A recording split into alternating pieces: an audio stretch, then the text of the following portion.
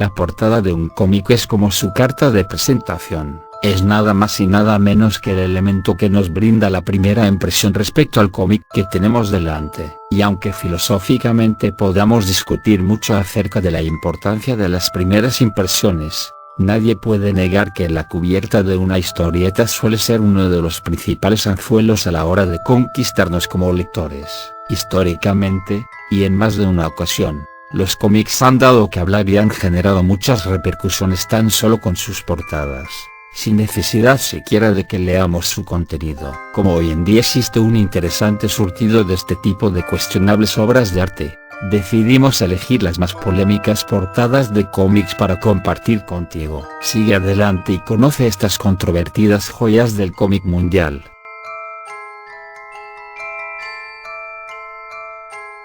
Hay formas y formas de hacer campaña antidrogas. La que vemos en la portada de esta historia conjunta de Green Lantern y Green Arrow, de 1971, no parece haber sido la más adecuada, pero esto es algo que Dennis O'Neil, al escribirla, y Neal Adams, al ilustrarla, no tuvieron en cuenta. En ella Green Lantern cuestiona con ácido cinismo a Green Arrow: tú siempre tienes todas las respuestas, Green Arrow. Bueno, ¿cuál es tu respuesta para esto? A lo que el arquero Esmeralda responde sorprendido: mi aprendiz es un drogadicto, muy poco ortodoxo todo, principalmente para el pobre Speedy, que fue puesto como adicto a la heroína.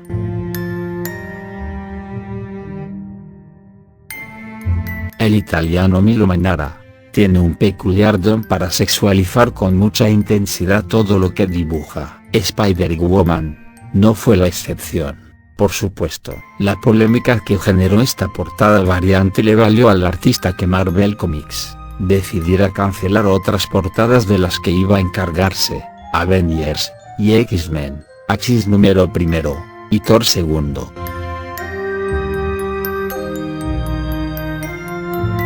Otra víctima del pudor del público ante la sexualización de personajes femeninos, el ilustrador Guillem March, realizó esta portada para el primer número de Catwoman, en The New 52. Su representación de sensualidad gatuna, y el desinterés por las cosas materiales de esta ambivalente antiheroína fue excelente, pero el llamativo escote escandalizó a los lectores más conservadores, y quizás hubo alguno que también se horrorizó con los pies descalzos de Gatúbela.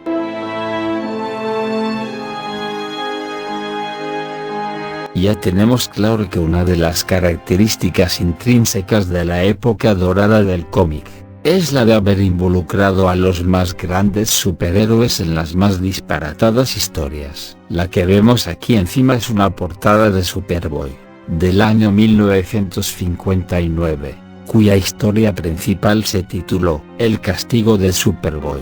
En ella, hay varios elementos a considerar, tantos que no sabríamos por dónde empezar. Pero dejémoslo solo en que Superboy está un poco crecidito para recibir nalgadas, así no nos vemos en la incomodidad de mencionar la potencial violencia infantil, o incluso algunas otras apreciaciones menos afortunadas. Para descomprimir la tensión, recomendamos que presten atención a dos detalles. 1. El cómic incluye una historia del superbebé, y otra de Crypto, el superperro. 2. Según él mismo lo dice, su padre olvidó que es imposible dar nalgadas a Superboy.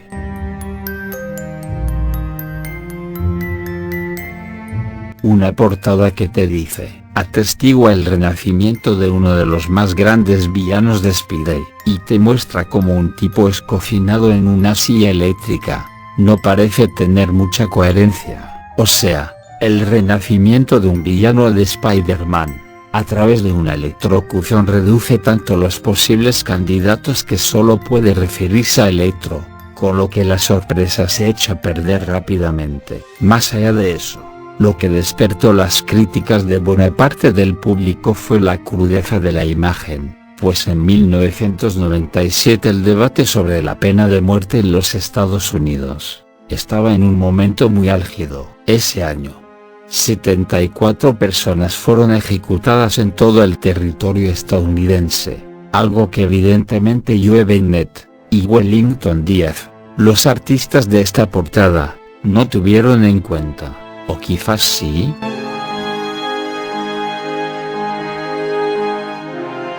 En el año 2015, DC Comics celebró los 75 años de Joker, y no tuvo mejor idea que invitar a distintos artistas para que dibujaran portadas alternativas, que homenajearan al más grande psicópata de Gotham. Entre estos dibujantes estuvo el brasileño Rafael Albuquerque, reconocido por ilustrar la serie American Vampire, de Vértigo. Albuquerque se inspiró libremente en la aplaudida novela gráfica, de King Joke, de Alan Moore, y Brian Boland, en la que el payaso criminal le mete un tiro en la espina dorsal a Bárbara Gordon, y la deja postrada en una silla de ruedas, para luego dejarla y tomarle fotografías con las que torturar a su padre, el comisario Ian Gordon. Retorcido Joker, y retorcido Moore, por supuesto. Pues bien, el debate en las redes sociales a causa de la portada de Albuquerque, la misma que ves aquí encima, fue tan encendido que los ejecutivos de la editorial decidieron retirarla. Sin duda su manejo de la sutileza es muy discutible. Personalmente considero que es una portada que dice demasiado mostrando muy poco, y eso implica una virtud que pocos ilustradores alcanzan.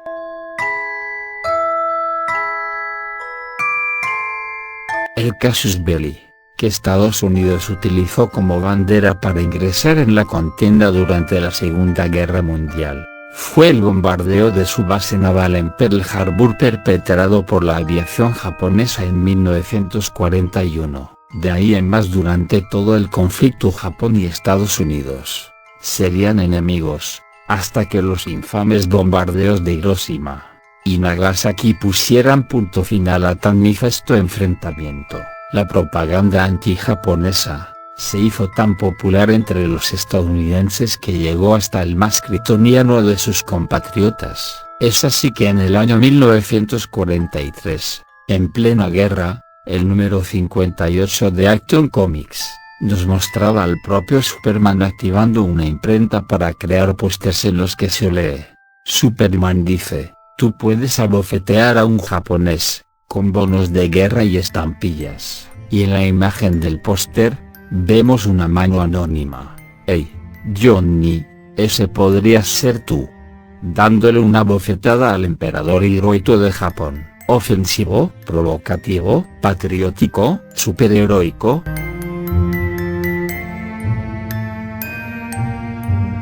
Podría decirse que, a buen entendedor, pocas palabras alcanzan, pero caeríamos en contribuir justamente con lo contrario, la mala interpretación. Claro, quizás en 1976 los artistas del cómic aún arrastraban cierta ingenuidad de los tiempos pasados y no se les ocurría considerar lo mal pensados que pueden llegar a ser los lectores. ¿A quién se le ocurrió que con esta portada alguien podría entender que la trama de Action Comics número 457 trata sobre un niño cuya última voluntad es conocer la identidad secreta de Superman, y que cuando el héroe se la confiesa el niño se siente decepcionado y no le cree? Además de que es una trama muy pobre y típica de su época, la composición de imagen no favorece en nada la historia, ni a su protagonista.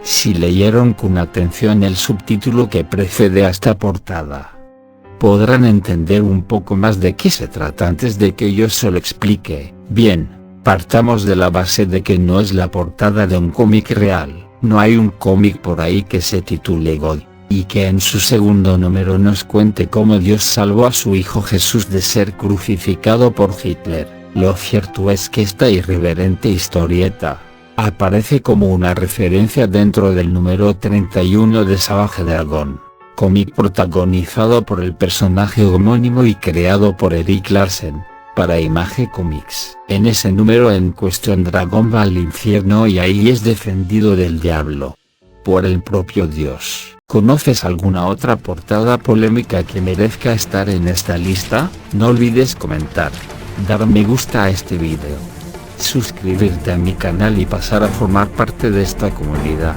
que ya consta con más de 10.000 suscriptores. Gracias a todos y hasta el próximo vídeo.